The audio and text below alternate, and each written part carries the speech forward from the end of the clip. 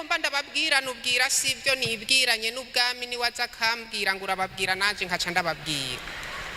uwonya n'ubwami rero nkunda kubabwira nubwira numwe yabwira Petero aterega Petero nta wahevye ivyiwe ku bwanje ubwami atari ubwiwe aho yari kwagerageza gutera intege Petero ngo ntava mutangwa atahe none rero mubandanira ubwo bwami kuko mwene bwari umunyabwenge bw'igita ngazagiye kuzogwiza ubwiza kubazi nucwe ubwibona babwira nubwira ati bwicaremwe kuko mwabwizeye cyane mukiri mwiza abajya kw'ivyo bw'ubwo bw'amatabu ryajya ntibaba bakijyana canke ngo bajyarukanire mu rugendo biberaho nka Naomi na Rusi basuhukiye ahandi hantu bose naho zari impakare kubw'urupfu ntampane yigeze ibabamwe ariko no munsi abantu bubu bamwe iyo bibagoreye mu rushengero baca batangura kugira ngo ni bagenzi babo babagerageze bagatangura kubita ngo ni ba Pilato kandi aribo batagira ibirato byo mu buryo bw'impwemu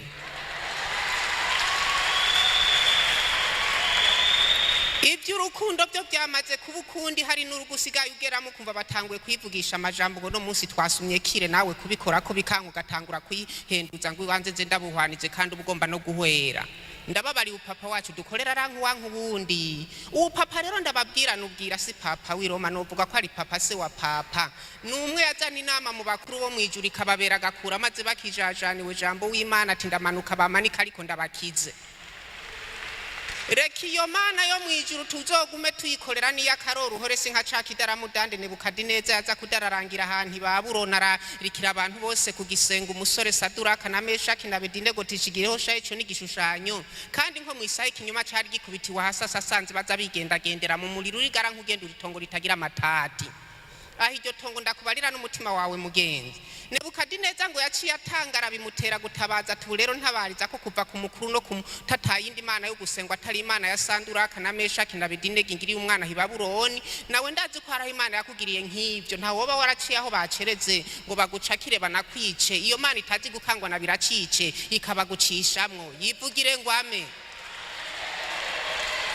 uwo mwami wanje nzama ndamuyaga nk'abaraho biyazi kiyaga kibabereye agahwekere bagira bahwere barabigishwa ngo ico gihe barakura amazi mu bwata ariko bugashishikara ku bwata ariko kuberanye n'ubwami yari muri bwo ngo abwira ikiyaga ngo hora bose ngo aho rero tugiye gukira ndababari abizera tugiye gukira ariko mugabo rero dukura cyane mu mpwemu kuko tutakiri kure y'ukwihana kwa babandi usanga bihanye ukwihana kuvanze no kwihinguza abo kuba maso kurusha abandi n'abasenzi kuko ariyo masigasigi ishengero hajya hageze aho abasenzi basanze arabasanzwe bose Satana cabaswiragiza nk'imiswi y'inkoko none bakozi b'Imana Nehemiya we amaze gutwagwa ari nyagani Babuloni Yerusalemu ngo ntihacice umushaka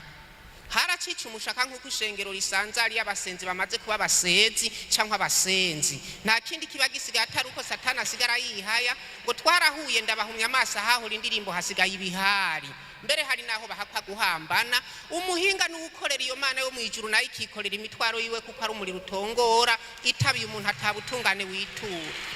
n'abatware yo twara kugo rubanza botwenga bakaca bamubwira nubwira ngo ya mama twarutamena kuko utamenya ico wubaho ukaza kubaho kita yuba yubica isahani Satani yarira kubutakiyuburura iyo mana yacu ngo yihorera nk'itahara ariko ruhuya rahungura ugutwi yabariye yo nangwa agenda ninewe nawe ngo yari umushinga ntaye w'amashiringisha wasawa cayishiramo kwigira itarushishi ngo ashike mu rutarusiza arasinzira ngo yayisize imaze kubashira ku rusisa wasawa kuko abonye kwa rushizwe ngo nshira mu kiyaga yera yambonye haleluya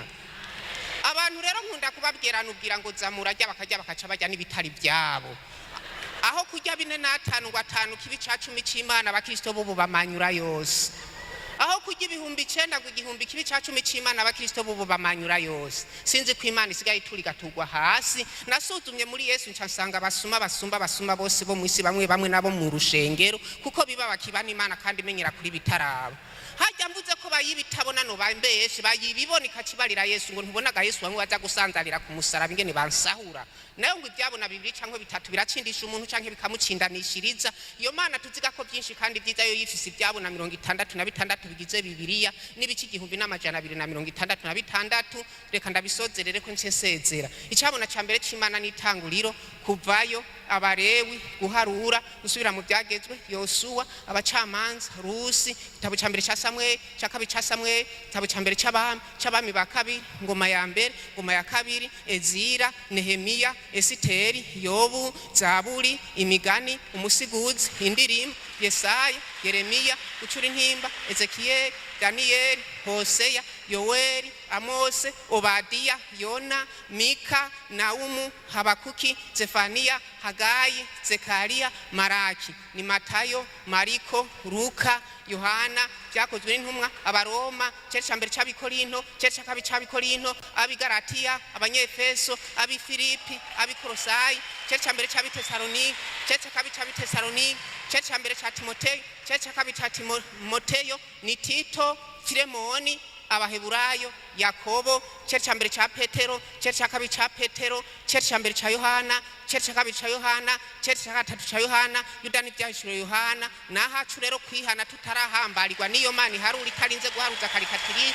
kuko hanurwa kenshi akagamikizosi atazobura kuvuna kugwa giturumbo katagira gitabara. Iyo Mana tuziga ko byinshi kandi byiza ikidushira ku bici 1266 bigize Bibiliya. Igitabo cy'itanguriro kizwe n'ibice 50, kuvayo n'ibice 40, Abarewi n'ibice 27, guharura n'ibice 36, gusura byagezwe ni 34, Yosuwa ni 24, Abacamanza ni 21, Rusi n'ibice 4, igitabo cya mbere cya Samuel kizwe n'ibice 31, cya kabiri cya Samuel ni 24, abami ba mbere ni 22, abami ba kabiri ni 25, ngoma ya mbere ni 29, ngoma ya kabiri ni 36, Ezira n'ibice 10, Nehemiya n'ibice 13, Esiteri n'ibice 10, Yobu n'ibice 42, Zaburi niyo ya mbere ifise ibice 150,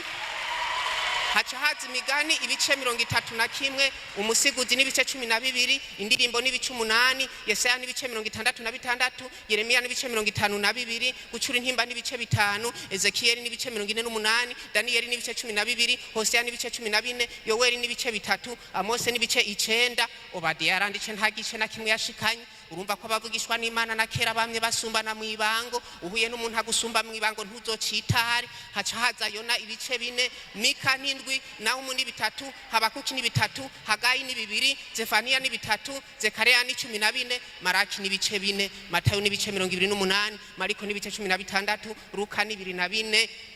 Yohana ni 21, Ibyakozwe n'intumwa ni ibice 28, Abaroma ni ibice 16, Korinto ya mbere ni ibice 16, Korinto ya kabiri ni ibice 13, Abigalatiya ni ibice 6, Abanyefeso ni 6, Abifilipi ni 4, Abikolosayi ni 4, cece ca mbere c'Abitesalonike kigizwe n'ibice 5, ca kabiri c'Abitesalonike kigizwe n'ibice 3, cece ca mbere ca Timoteyo kigizwe n'ibice 6, ca kabiri ca Timoteyo ni 4, Tito ni 3, Filemoni yaranditse nta gice na kimwe yashikanye. Urumva ko nabavugishwa n'Imana bakera basumbana, n'ububonye umuntu agusumba mu ibango ntuzocitare. Haca haza Abaheburayo ibice 13, Yakobo n'ibice 6,